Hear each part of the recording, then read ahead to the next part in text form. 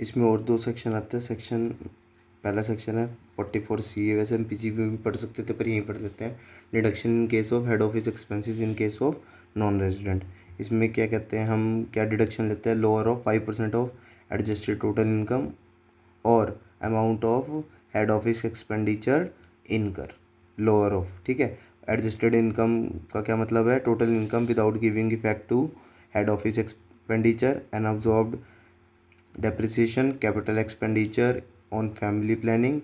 Fourth cap losses carry forward, जिसमें आता है business loss, speculative loss, STCGLG और deductions under 6A from GTI।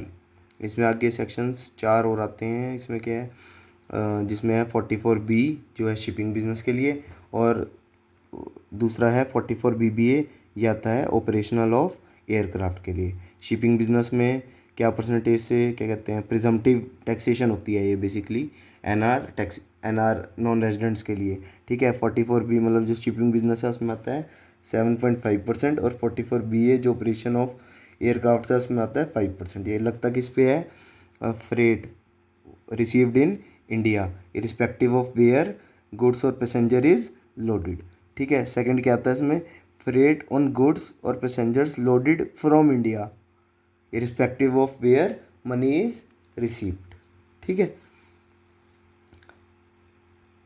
आगे आता है सेक्शन 44BB, जिसमें सर्विसेज फॉर प्रोस्पेक्टिंग, एक्सट्रैक्शन और प्रोडक्शन ऑफ मिनरल ऑयल्स, ये आता है 10%। और अगला आता है 44BBB, services for turnkey projects, ये भी आता है 10%। ये बेसिकली लगता है अमाउंट रिसीव्ड और रिसीवेबल फॉर सच सर्विसेज। जो हमने शिपिंग और ऑपरेशन के शिपिंग बिजनेस और ऑपरेशन ऑफ एयरक्राफ्ट के उसमें पढ़ा था, उसमें पहली कंडीशन क्या थी, हमें मनी मिलनी चाहिए। पहली कंडीशन थी, मतलब बेसिकली हिंदी में समझा रहा हूँ कि मनी रिसीव्ड इन इंडिया, मतलब मनी इंडिया में मिली रिस्पेक्टिव ऑफ वेयर, मतलब कहीं से भी लोड हुई हो पर हमें मनी इंडिया में मिली। सेकंड केस क्या है, जो फ्रेट था वो फ्रेट ऑफ गुड्स और पैसेंजर, वो मतलब लोड इंडिया से हुआ irrespective of where money is received, मतलब लोड इंडिया से हुआ पर मनी कहीं भी मिल सकती है आउट ऑफ इंडिया।